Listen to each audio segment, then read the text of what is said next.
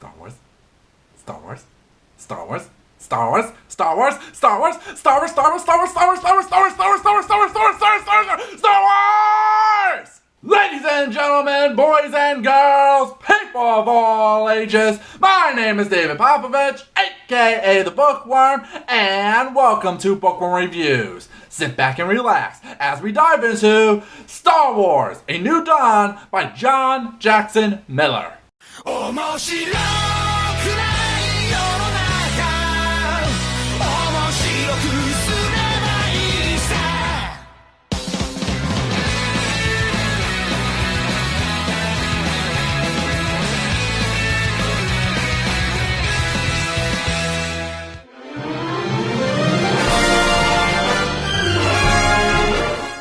There are a lot of Star Wars books, hundreds of them, which will make you wonder why, of all the books out there, why did I choose A New Dawn? Well, it's a bit of a convoluted story because you need to understand about the Star Wars Expanded Universe. I'll only talk about the bullet points, but if you want to know about the EU more in detail, then check out Nash's video explaining it. Link for it in the description below.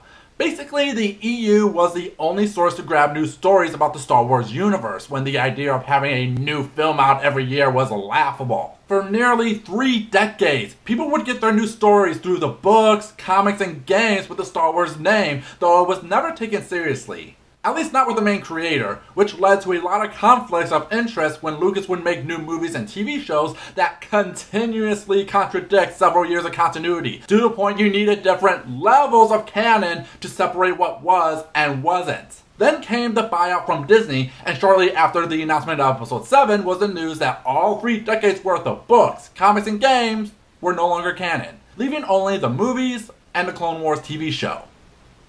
The reaction from hardcore fans is what you would expect. But in its wake, the people at Lucasfilm knew the books, comics, and games were popular, so they would still make them. But this time, they would be taken seriously. Back in the day, licensed fiction was always seen as a cash grab, but in recent years, publishers and creators have taken note that people actually love seeing their property cross over with other mediums. So the EU would continue, but in a new 2.0 format. Lucasfilm created a story group to keep track of continuity, and from late 2014 since, everything released with the Star Wars banner is now canon. No levels, no BS, this is the real deal. So give us all your money. And this is the first book to come out of that, titled A New Dawn, to let Star Wars fans know that the future of Star Wars will be bright. They even do that literally with a foreword. We trust in the Force, and we trust one another. We came together as a group and found the best talent. People who, like you and me, love Star Wars and want to make it great. So what is A New Dawn about? In a nutshell, it's about how the 2 leaders of the Rebels TV show, Kanan and Hera, come together that along the way would plant the seeds to rebel against the Empire. That's it. That's the entire point of the book, which we already know the answer to, at least on the "of course they get together." With these kinds of books, you can't go in wondering what the end game is. These books are all based on the journey the characters go through. So, what is that journey? Well, the book opens with young Kanan as a Jedi apprentice on a field trip talking to Obi-Wan about a mass communications tool used to inform the Jedi when they are needed. Kanan asks the question if the tool can be used to warn Jedi away, and if you know how the prequels end, this is Obi-Wan Kenobi. Republic forces have been turned against the Jedi. Avoid Coruscant. Avoid detection. Stay strong. May the Force be with you. Yeah, so several years pass and we find ourselves on the mining planet of Gross, a planet where one side is always sunny while the other is dark, and its moon, Cinda, mined for its precious Thor-Lydia, used by the Empire for its ships. Right now, the Empire has sent over one of its best businessmen, Count Vidian, to help increase production for the Empire's crazy demands. Vidian will be our Vader for the story.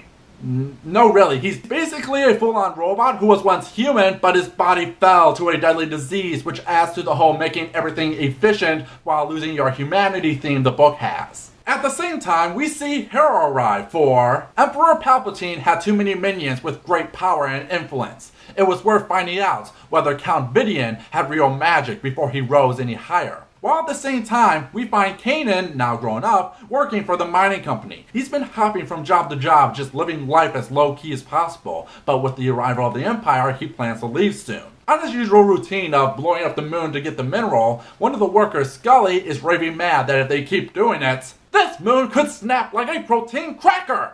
So one of the general problems with this book is it takes a while for the plot to get moving, as it shows all the pieces slowly, and I mean slowly, come together. We soon learn Vidian is put under pressure by an Empire rival to meet demands, Scully causes trouble by blowing up part of the moon, Kanan gets roped in by proximity, and in turn, meets Hera. So, you just randomly go around sticking your neck out for people? No, Kanan said. Almost never. All of which comes ahead as we learn the danger the planet Gross is in from the Empire. But can this band of ragtags come together over their selfish desires to work for the greater good? The greater good. Shut it! So how is the book overall? Okay. It's nothing great, but it's nothing bad. It has its flaws, mainly how it feels like the story will take forever to get to anything interesting, like there's a subplot about the planet being under surveillance with a character whose only main purpose is to show the Empire uses surveillance. Shocking.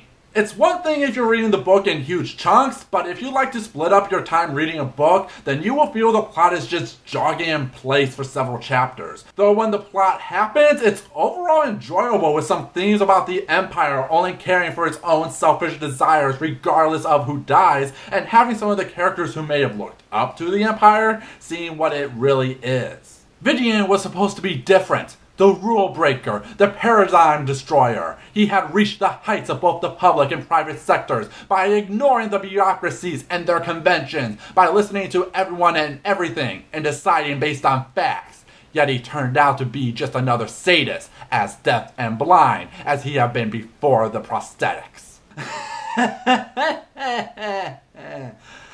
Damn, does this feel all too relevant today. Overall, the book is decent. Nothing groundbreaking happens, but if you're looking for a generally fun Star Wars book and are curious about the origins of the Rebel heroes, then give this a look. What about you, Internet? What's your opinion about A New Dawn? And that will conclude Bookworm for this year. It's been another fun, if not a little crazy year, trying to keep putting videos out for you guys. But I'm happy to know many of you enjoy watching these as I do making them. Thank you. I will be back in January, and if you have a book you want me to review, now would be the time to put in those suggestions. May you all have a happy holiday and a bright new year like I will, reviewing... Who the hell is Piers Anthony? Till next time, have a nice day.